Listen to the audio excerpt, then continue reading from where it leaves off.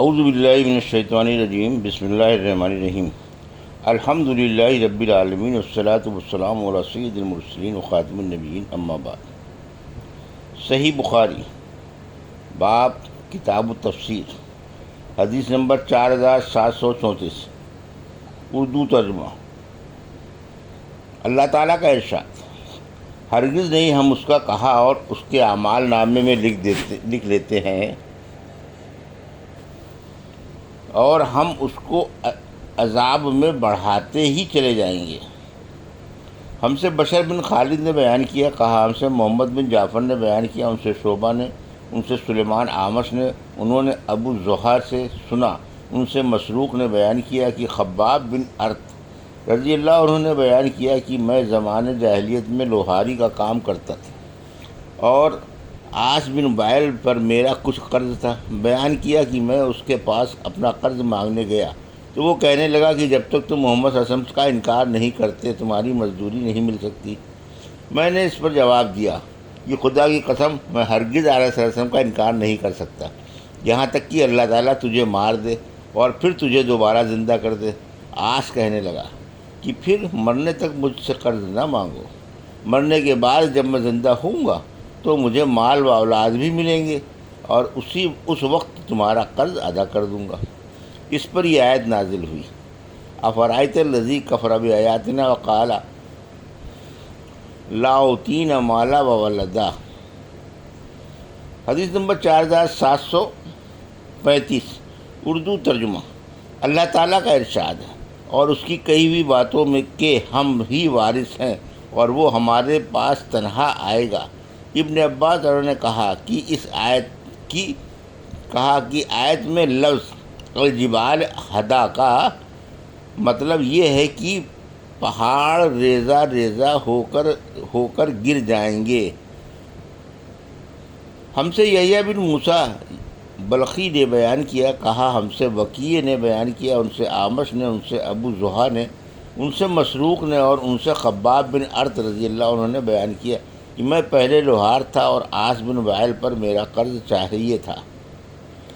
میں اس کے پاس تقاضا کرنے کے گیا تو کہنے لگا کہ جب تک تم محمد صلی اللہ علیہ وسلم سے نہ پھر جاؤ گے تمہارا قرض نہیں دوں گا۔ میں نے کہا کہ میں آن صلی اللہ علیہ وسلم کے دین سے ہرگز نہیں پھروں گا یہاں تک کہ اللہ تعالیٰ تجھے مار دے اور پھر زندہ کر دے۔ اس نے کہا کیا موت کے بعد میں دوبارہ زندہ کیا جاؤں گا؟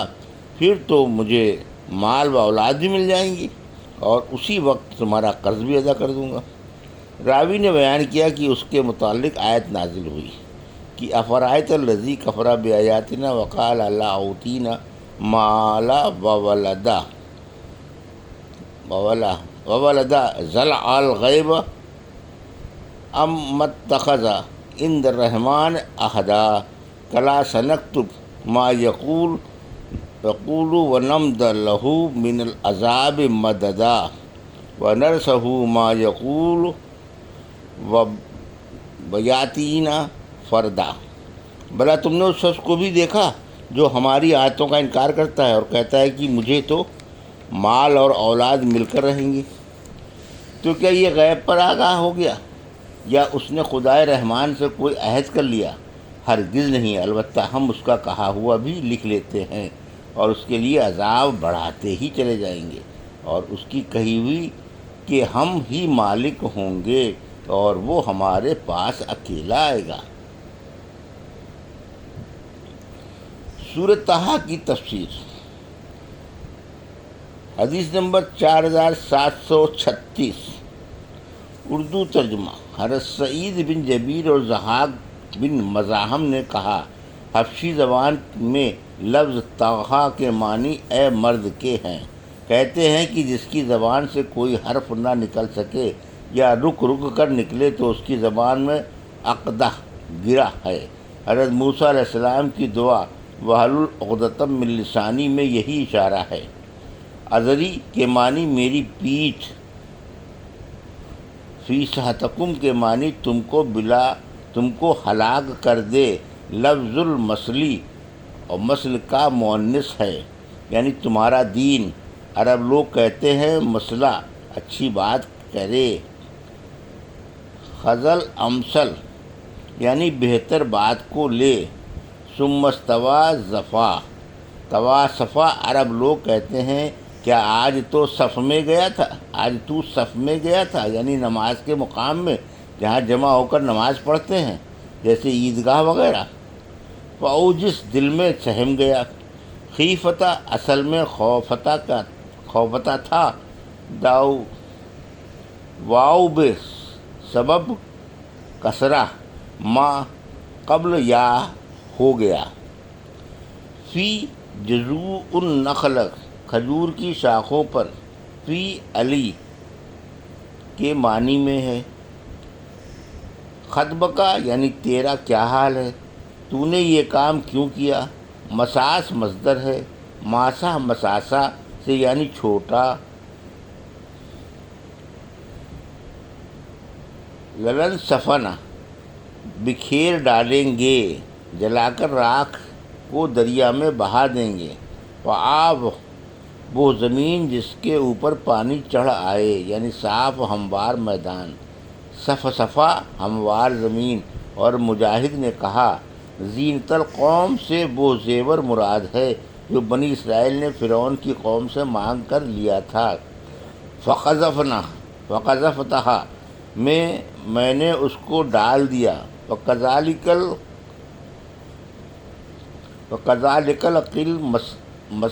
کل سامری، یعنی سامری نے بھی اور بنی اسرائیل کی طرح اپنا زیور ڈالا۔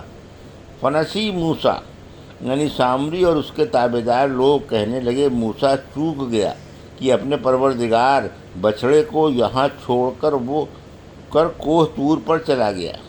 لا یرجع الیہم قولا، یعنی یہ نہیں دیکھتے کہ بچھڑا ان کی بات کا جواب تک نہیں دے سکتا۔ ہمسا پاؤں کی آہٹ۔ حشرتنی اعمیٰ، یعنی مجھ کو دنیا میں دلیل اور حجت معلوم ہوتی تھی، یہاں تو نے بالکل مجھ کو اندھا کر کے کیوں اٹھایا۔ اور ابن عباس نے کہا لا آتیکم منہا بقبس کے بیان میں کہ موسیٰ اور ان کے ساتھی راستہ بھول گئے تھے، ادھر سردی میں مبتلا تھے۔ کہنے لگے اگر وہاں کوئی راستہ بتانے والا ملا تو بہتر، ورنہ میں تھوڑی سی آگ تمہارے تاپنے کے لیے لے آؤں گا۔ سفیان بن عینیہ نے اپنی تفسیر میں کہا ہے امثلہم، یعنی ان میں کا افضل اور سمجھدار آدمی، اور ابن عباس اور نے کہا حزما، یعنی اس پر ظلم نہ ہوگا اور اس کی نیکیوں کا ثواب کم نہ کیا جاوے گا۔ ایوجا نالا کھڈا، امتا ٹیلا بلندی، سیرتحل اولا یعنی اگلی حالت پر، انہا پرہیزگاری یا عقل، زنکا بدبختی، ہوئی بدبخت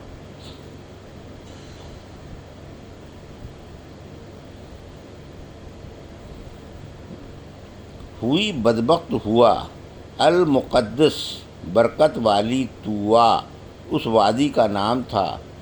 بملکنہ یہ کسرہ میم مشہور قرات بے ضمہ میم ہے، یہ بعضوں نے یہ ضم میم پڑھا ہے اپنے اختیار اپنے حکم سے۔ سوا یعنی ہم میں اور تم میں برابر کے فاصلے پر۔ یبسا خشک علی علا قدرہ اپنے معین وقت پر جو اللہ پاک نے لکھ دیا تھا۔ لا تنوا ضعیف مت بنو یا سستی نہ کرو۔